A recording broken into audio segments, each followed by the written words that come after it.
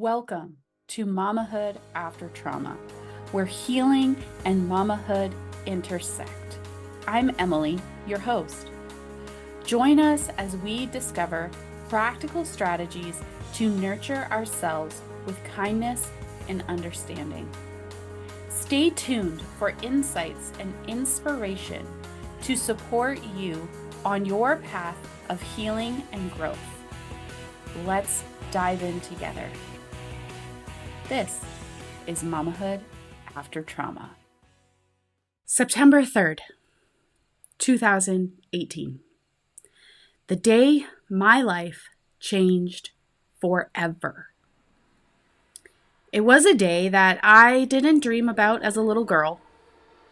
I didn't expect it to happen like many other girls do. In fact, until I met my husband, it was completely out of the question. A decision I had made at the tender age of 14 or 15.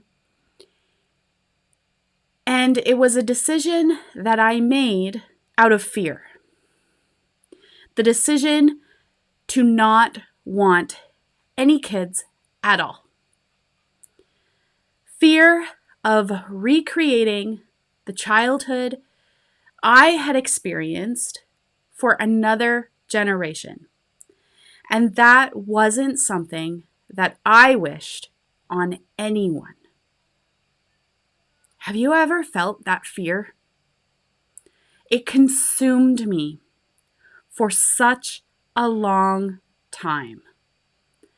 But what I have come to understand is that we are not confined by that fear.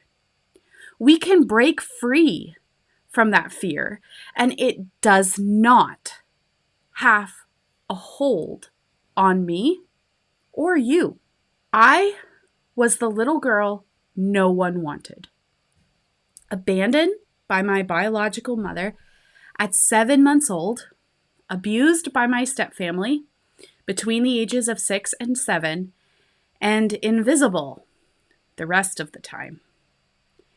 In my very limited experience, mothers were unsafe and gave conditional love, which was to be earned. However, I knew at a very young age that my experience and the experience of many other kids who had parents who didn't know how to love them wasn't normal. And right then and there, a fire ignited in my soul to someday, somehow, help these other kids who were just like me. I had spent much of my teens and early 20s running away from the cloud that trauma covered me with. I was sick of the emotional pain following me everywhere I went and dictating how my life would go. So, I did the only thing that I knew how to do. I numbed it out and ran. And I can tell you that this kind of worked-ish. I mean, I still dealt with anxiety and depression, but I could stuff those things just like I was stuffing everything else. This worked until other issues started coming up that were much more difficult to ignore. Things like hormone imbalances, digestive dysfunction, being unable to eat a simple meal without extreme discomfort, which I had accepted was just the way my life was going to be. I had accepted my plot in life. This meant that when my husband and I started trying to conceive, we had to be very, and I mean very, intentional. Achieving a healthy pregnancy was no easy task for us. First, going the mainstream route and enduring a miscarriage. Then, shifting to a more natural and holistic route. Learning how to support my body and how my past was once again wreaking havoc in my present. This eventually led to a healthy pregnancy. And little did I know, this journey to achieving pregnancy was only the very small tip of the iceberg waiting for me to heal. The rest of the iceberg would make itself known mere days after my beautiful baby entered the world.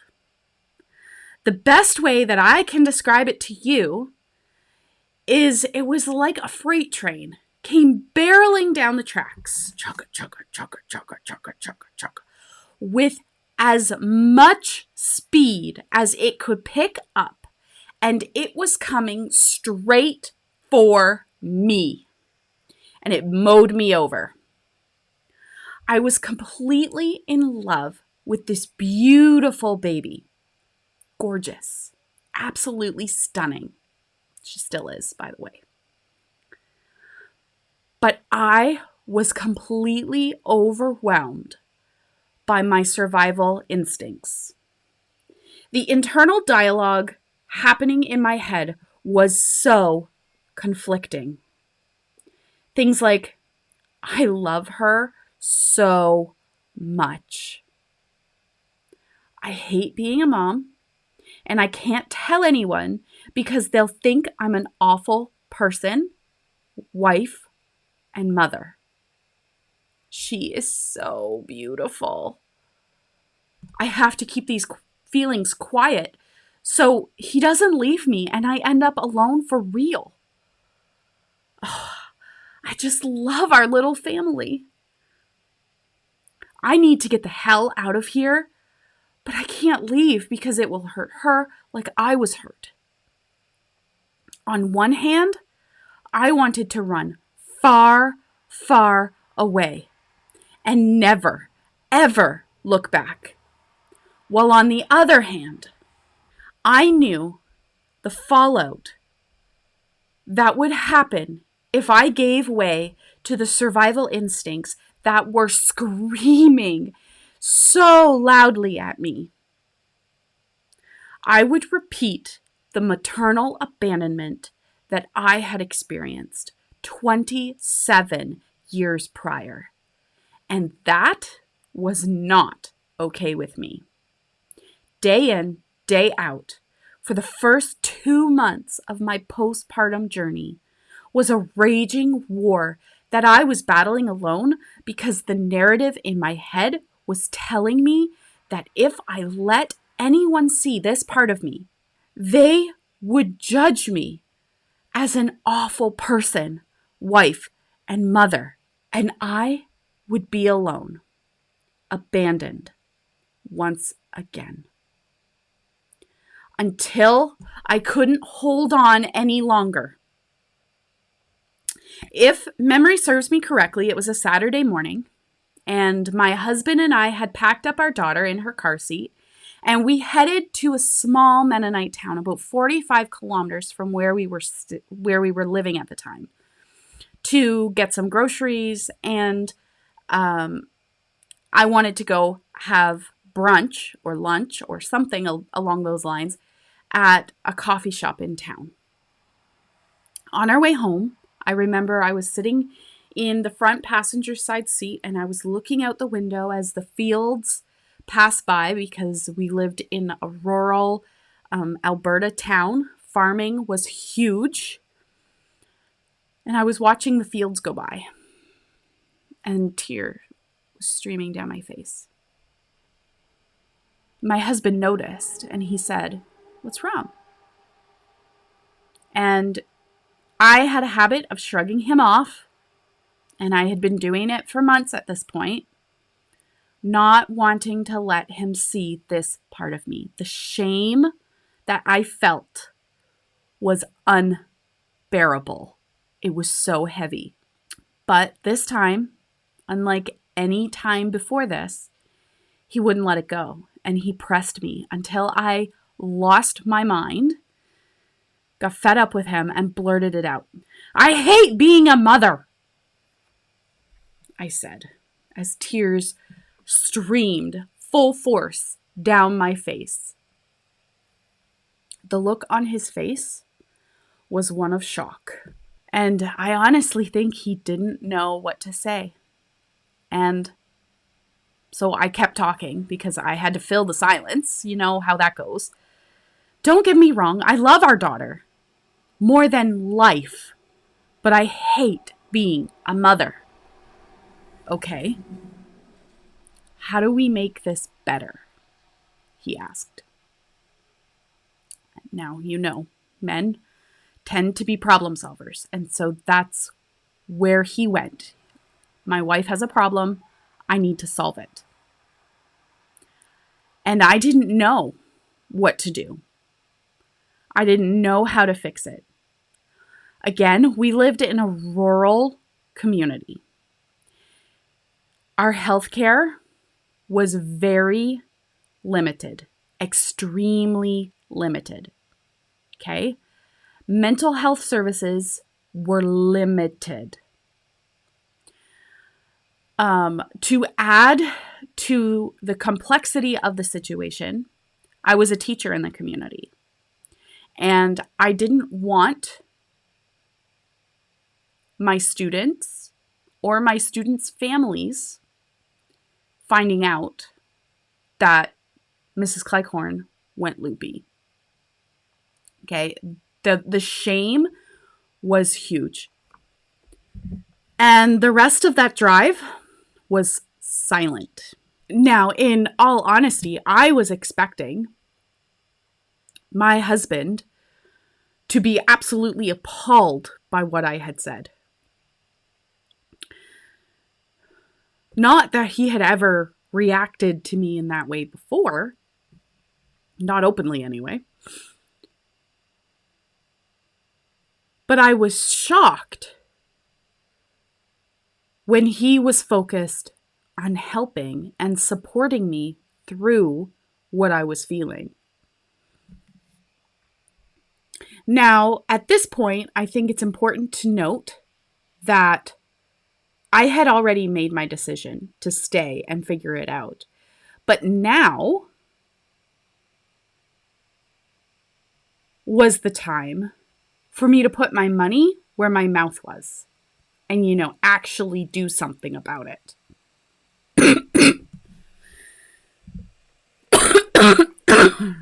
So I want to spend a few moments and share with you what I did. How did I get myself out of that dark hole that I found myself in as I transitioned into motherhood? The first thing I did was search for a community of other mamas who could support me on the day-to-day. People that I could talk to for company. I started finding ways to go have lunch with my coworkers. I am very lucky that I was teaching in a school that was very welcoming and allowed me to come even when I was on maternity leave to have lunch with my coworkers, the people that I spent all of my days with for the most part before having my daughter. And just little things that could get my daughter and I out of the house and around other people. Because when you are in a dark hole like that, the worst thing you can do is isolate yourself. That feeds into the thought or belief that nobody cares. When in actual fact, a lot of people care, and they just don't know. They're unaware. Okay?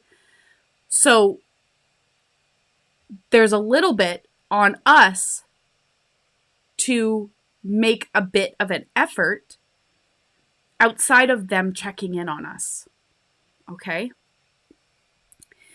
Then I also started searching for a therapist that I could speak with virtually. Now, this is something that has become more and more normalized in the last 6 years. But I did manage to find a lady. I believe she was based out of Edmonton. I'm not entirely sure. She may have been in Calgary. I'm not sure. But she was willing to do a session or two virtually. And because that was a service that was not, to my knowledge, accessible locally. And these sessions were huge for me.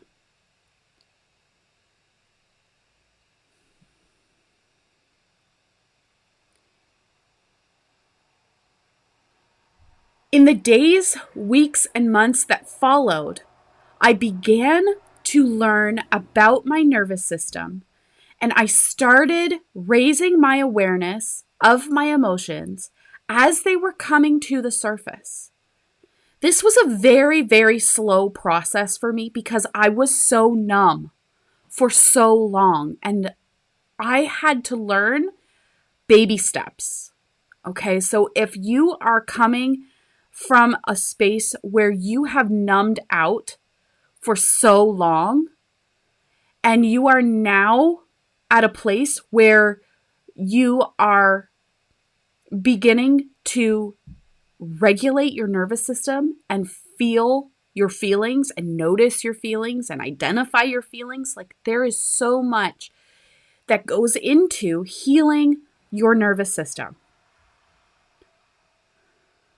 Understanding that my emotions were connected to various parts of my body and my physical health was directly connected to my stress level and my emotional health. Then taking that a step further and starting the process of learning more functional coping mechanisms, moving from being sidelined by my nervous system for days to gradually decreasing my rebound time.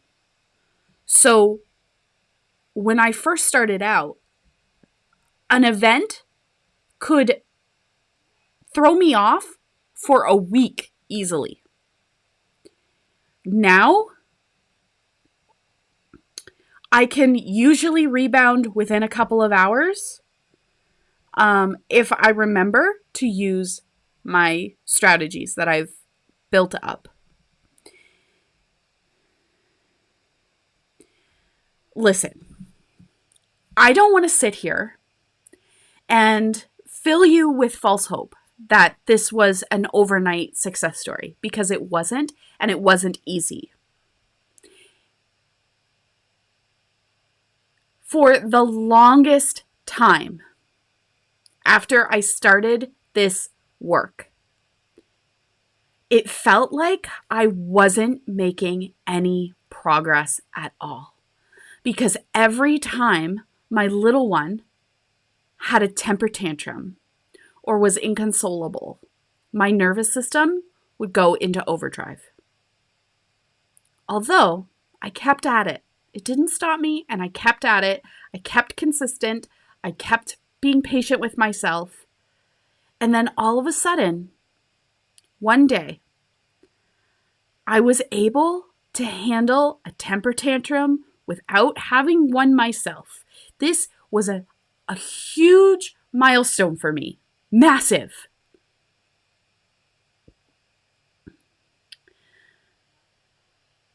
And it was simple.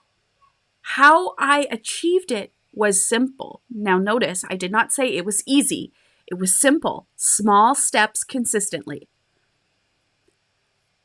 Build your awareness of your emotions. Learn how to identify your emotions.